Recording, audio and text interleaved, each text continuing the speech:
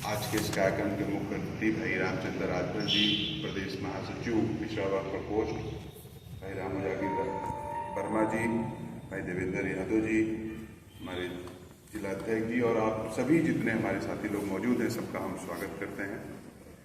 साथियों, ये हम लोग आज यहाँ बैठे हैं फैजाबाद में, अयोध्या में बैठे हैं और संगठन वगैरह पे भी चर्चा हुई, बातचीत हुई, लेकिन जन संगठनों का एक, मैं बार बार ये बात कहना चाह रहा था, जन संगठनों का एक अलग टेम्परामेंट होता है।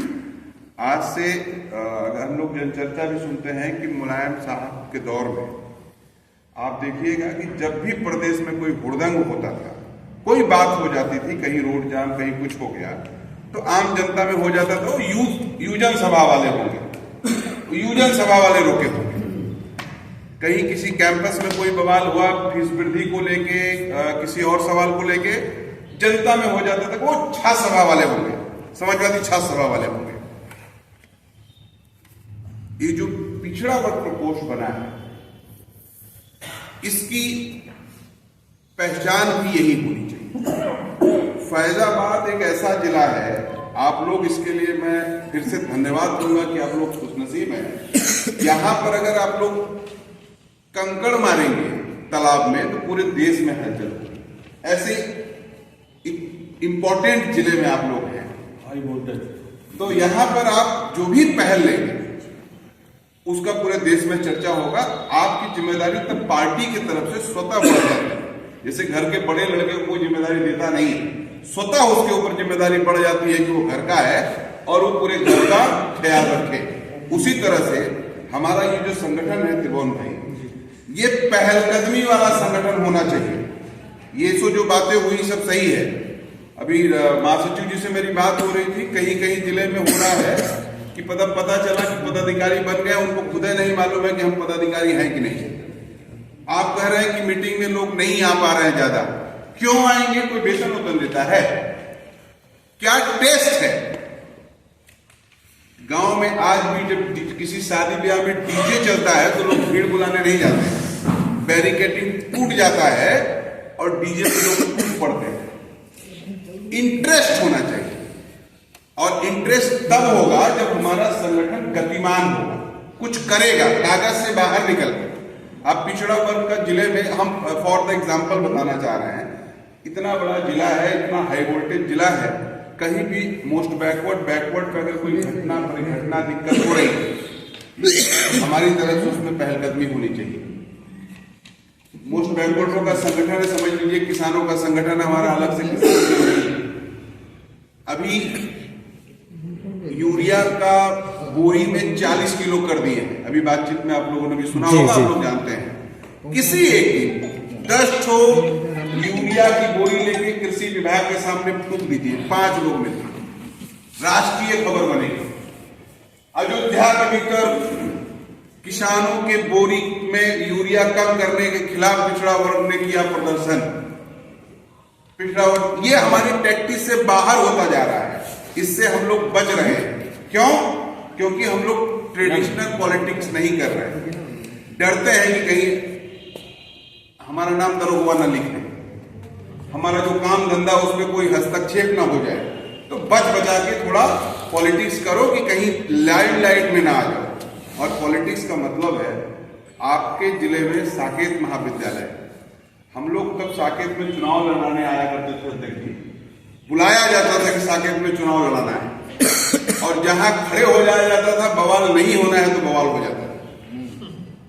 प्रशासन देख ले कि फला लोग घूम रहे हैं तो 20 पुलिस ज्यादा लग जाती थी, फला लोग घूम रहे हैं, बवाल जरूर होगा। और एकदम उनकी भावनाओं को सही करते हुए जहां खड़े हो जाता था, बवाल होता था। बवाल का नाम जन संगठन होना चाहिए, ये आपके दिमाग में भरना चाहिए। हम जनता के लिए विपक्ष की राजनीति कर रहे हैं, और जब हम विपक्ष की राजनीति कर रहे हैं तो हमसे प्रशासन घबराना चाहिए। एक अभी आज कॉल कर दीजिए, समाजवादी पार्टी, मान लीजिए हम योगी का पुतला नहीं फूंक रहे हैं, हम मोदी का पुतला नहीं फूंक रहे हैं, लेकिन हम गृह सचिव प्रमुख का पुतला फूंकने में हमको कौन रोके किसी बात पे? अयोध्या को पूरा झाम ताम करके बंद कर दिया। अयोध्या की हालत इतनी खराब है कि लोग, महंगाई का हालत ये हो गया, अवधि सेवरी रसोई में 55 रुपया का समोसा और 70 रुपया की चाय बिक रही है। इस पे कौन बोलेगा? इस पे हमारा संगठन बोलेगा, हमारे अध्यक्ष बोलेंगे, इस पे पहल लेंगे हम कि जब जब ये लोग वीआईपी यहां आते हैं, यहां के लोकल लोगों के लिए नरक हो जाता है। इतना बड़ा आयोजन किए, इतने बड़े आयोजन में किसी को आने नहीं दिए। शहर के लोगों को इत्तेफाक से 23 तारीख को मैं लखनऊ से लौट रहा था, हमको 12 बजे की रोक ली, नहीं जाना है, लखनऊ की गाड़ी यहां नहीं जाएगी। हमने कहा मेरा घर है और हमको तुम बताओ कि हम कहां जाए ना जाए, कहां घर आपका? हमने कहा हमको सुहावल जाना है। 4 सिपाही, सीरियसनेस कोई नहीं है, 4 पुलिस वाले खड़े हैं, अच्छा उनसे पूछो उनसे पूछो, हमने किसी से नहीं पूछना है, अपने घर जाना है। यहां के लोगों के लिए आप फांस बना देते हैं, इस पे कौन बोले? ये सब छोटी छोटी पहल हम जब लेंगे तो देखिए आम लोगों को हमारे संगठन में इंटरेस्ट बढ़ेगा। अभी क्या होता है कि अभी संगठन में लोग आने का उतना उत्साहित नहीं होते जितना विधायक जी के साथ फोटो खिंचाने का उत्साहित होते हैं। हमको विधायक जी चुन ले, हमको अध्यक्ष जी चुन ले, संगठन में आप लोग काम करो, हमारी उसमें जरूरत नहीं, ऐसा लोग दिमाग बनाते हैं। कह रहे हो वो सब नहीं जानते हो, हमको बड़े नेता चुन ले, बस उतना ही काफी है। ये ट्रेंड खत्म करना होगा। जो काम करेगा आगे चल के वही बड़ा नेता बनेगा। ये ट्रेंड जैसे हम लोग थोड़ा सा बढ़ाएंगे और सड़क पे पहल लेंगे, आप देखिएगा चीजें बदल जाएंगी। आप कह रहे ये काम नहीं कर रहे, इसको बना दे, कल 4 लोग चले आएंगे। अभी राज्यपाल भाई हमारे यहाँ प्रदेश अध्यक्ष आए थे, वो बढ़िया बताए कि हम किसी को वेतन नहीं दे रहे हैं, लेकिन जब गति बढ़ाइएगा, हमारे पास तो बहुत लोग हैं, सब लोग चाहते हैं काम करना, उनसे कमवा लीजिएगा तब ना वो काम करेंगे। इसलिए ये हताशा निराशा की बात नहीं है कि कम लोग आए ज्यादा लोग आए, ये पॉलिटिक्स हमेशा ऐसे चलती है। कल को सरकार होती तो आपको वहां पर पुलिस लगाना पड़ता कि कुछ लोग को आने मत दो, कुछ लोग को बाहर रखो, ये वीआईपीओ की मीटिंग हो रही है, आवाज आज दूसरी है, तो कुछ लोग ऐसे भी समाज में होते हैं। तो ये हमारा कोर है और एकदम निश्चित रहिए कि कम आए ज्यादा आए। अभी जब ये भाव लोगों में बताइएगा तो छोटा सा काम है, हमारे जिलाध्यक्ष को अपनी टीम बनानी है, विधानसभा अध्यक्ष जो बन गए हैं उनको अपनी टीम बनानी है। 52-55 की ना बने, 11-22, 11-23, 33 ऐसी टीम बना लीजिए।